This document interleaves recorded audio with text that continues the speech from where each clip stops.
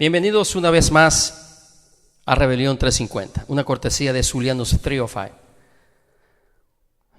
Este servidor, José Guillermo Balbuena, esta vez quiere hacer una reflexión sobre cómo este problema, que aparentemente es un problema simplemente político, es una segunda guerra de independencia de Venezuela. Y está muy dura.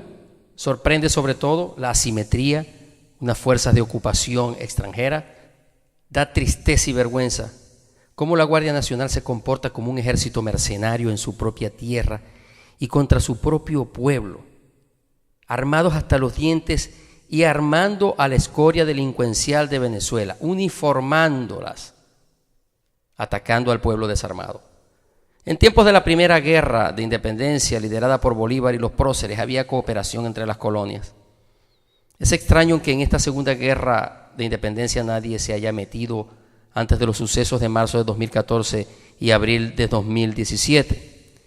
Quien se metía antes y en 2014 siempre tenía la intención de quedarse con un pedazo de la Venezuela inmovilizada por las fauces del comunismo y por las hienas nacidas en este país, quienes se comportan con su madre como verdaderos extraños.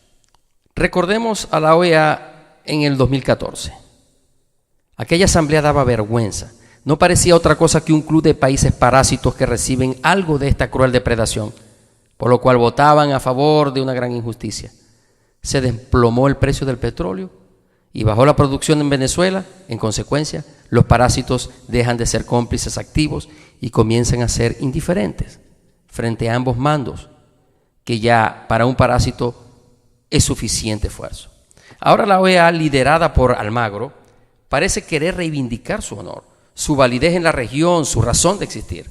Intentan dejar de ser un organismo parasitario.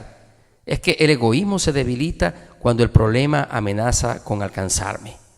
Este cambio repentino de actitud es la prueba de que ninguna guerra desde siempre es aislada y siempre depende de factores externos.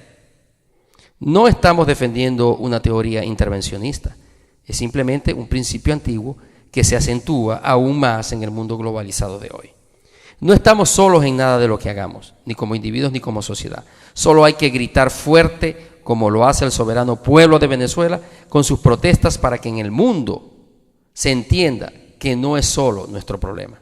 Los gobiernos, los organismos y los medios internacionales ya comienzan por fin a ver e intervenir en el problema de Venezuela. Comienzan a entender que desde Sudamérica se puede desplegar una fuerza mortal contra Estados Unidos y Canadá, compuesta por rusos, iraníes, talibanes, cubanos y militares venezolanos, que podrían ser usados como mercenarios de un nuevo enemigo del occidente. Nicaragua está recibiendo tropas iraníes desde hace rato, mientras que los rusos están en maniobras militares dentro del territorio nicaragüense. La próxima frontera es México, pero el narcotráfico la domina, de modo que es una frontera de cristal, pues el eje del mal es narcotraficante. Al fin y al cabo, socios de los narcos que no necesitan de la franquicia comunista para mantener sus ingresos.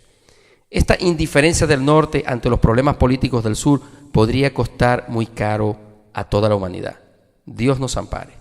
Todos estaremos en peligro si no se interviene de facto y no solo con sanciones y palabras en poco tiempo. Como dijo el congresista Marco Rubio en el 2014, Estados Unidos y el mundo civilizado deben intervenir y deponer la dictadura castrochavista o seremos invadidos desde el sur.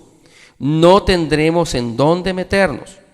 Yo agregaría, invadidos por Rusia, quien maneja al eje en estos momentos.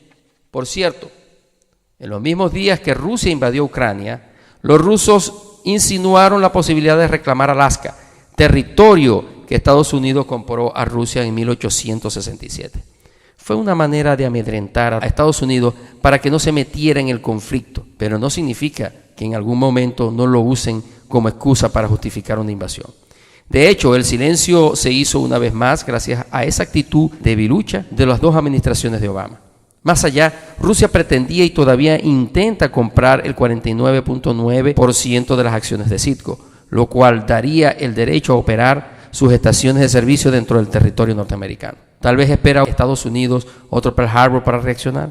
Parece que no. Los asesores del bocón de Trump lo alertan sobre la amenaza terrorista, sobre la amenaza comunista que se despliega desde Venezuela y Centroamérica. El Senado de Estados Unidos se mueve con prisa para que Rusia no compre las acciones de Citgo, lo cual se convertirá en un verdadero problema de seguridad nacional y regional. Ya vemos pues que el problema no solo es de los venezolanos. Si Rusia logra desestabilizar a Estados Unidos desde Venezuela y Nicaragua y termina invadiendo Alaska con la excusa de que fueron los zares y no el Estado soviético quien la vendió, Estados Unidos estará en jaque mate y la dictadura comunista se impondrá en el planeta entero. Muchos expertos ya lo habían advertido desde que se montó Chávez en el poder.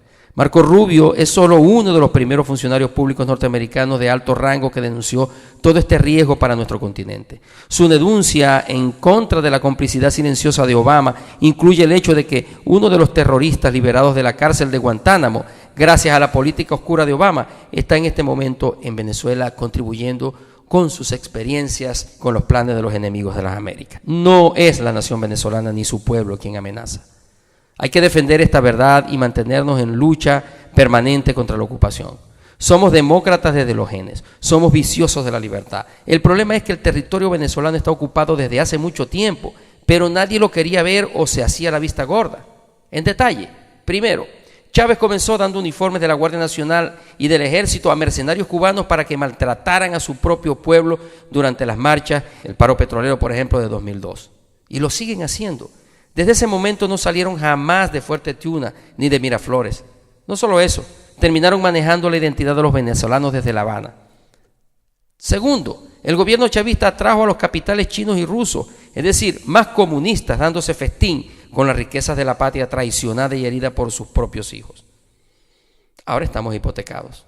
Tercero, Chávez dejó acampar tranquilamente a la guerrilla colombiana, quienes paseaban libremente en territorio venezolano. Hasta los vieron haciendo compras incluso en los mercados populares de Machiques de Perijá. Y les llevaban dinero de la nación en helicópteros del ejército hasta la sierra de Perijá, de donde lo metían a Colombia. Cuarto, dejó entrar a los talibanes que operaban en La Guajira adoctrinando a aborígenes en la fe del terrorismo, no en el Islam. Ya estaban en ciertas zonas de Argentina, Uruguay y Paraguay. Para terminar, teniendo relaciones tan sólidas con el terrorismo del mundo del Medio Oriente, que incluso la réplica de la espada de Bolívar fue entregada a uno de los tiranos más enfermizos y perversos de la zona, Gaddafi. 5. Creó líneas de cooperación nefastas y en desventajas para Venezuela con Irán, Siria, el Talibán, Hezbollah y cuantas organizaciones terroristas quisieran ganar ventaja de nuestro país. Son notorios los videos y las fotos de Maduro abrazándose con los líderes terroristas en reuniones de negociaciones de cooperación mutua. Finalmente Chávez perdió el control y fue traicionado por Maduro y tal vez asesinado por Castro. Finalmente el representante de Hezbollah en Sudamérica se convirtió en vicepresidente de Venezuela. Lo peor para el mundo es que hoy día cualquier terrorista tiene pasaporte venezolano. La PDVSA chavista puso a los iraníes y sirios a meter sus narices en las refinerías en Falcón, lo cual terminó en el desastre de Amuay del 28 de agosto del 2012. Séptimo, además, comenzaron a cultivar uranio en el sur de Venezuela con el cuento de que lo llevaban a Irán con fines pacíficos, pero hay indicios serios de que en verdad han estado haciendo una plataforma de lanzamientos de misiles con la ayuda de Rusia. Estos parecen haber terminado de concretar una base militar en Venezuela. Se dice que en el estado Bolívar, pero con el cemento y las cabillas con las que los venezolanos hubiéramos podido construir o mejorar nuestras casas. Si lo anterior no es prueba suficiente de la ocupación, piensen que la silla presidencial de Venezuela está ocupada por un colombiano y su vicepresidente es un narcoterrorista del Medio Oriente. Todo gracias a venezolanos como Chávez, Arias Cárdenas, Diosdado Cabello, José Vicente Rangel, los hermanos Escarrá, Tibisay Lucena, Lina Ron, Iris Varela, Luis Tascón, Luis Miquelena, Aristóbulo Isturi, Pedro Carreño y toda una larga lista de civiles y militares traidores que pasarán a la historia como los traidores más sistemáticos y mezquinos de la humanidad. Estamos ocupados. Sin embargo, el Comando Sur de Estados Unidos, con 1.200 efectivos submarinos y portaaviones en Centro, Suramérica y el Caribe, parece estar esperando que el gobierno de Maduro pierda el control y se le pase la mano con una masacre para justificar una intervención. Sabemos que Putin actuó muy rápido gracias a las dos gestiones del presidente Barack Obama, cuya política fue la de debilitar el carácter internacional y la fuerza de equilibrio de Estados Unidos. Estados Unidos se había comportado indiferente ante las tragedias de los otros pueblos que clamaban y claman democracia y justicia, incluso ante la masacre de sus propios embajadores en Bengasi, Libia. Pero el panorama parece cambiar rápidamente. Después de descubrir que lo que pasa en Venezuela ya empieza a salpicar a los del norte, pues una base militar ruso-iraní montada sobre un yacimiento de petróleo recién descubierto será mortal para el mundo libre. Ya no estamos solos en esta lucha.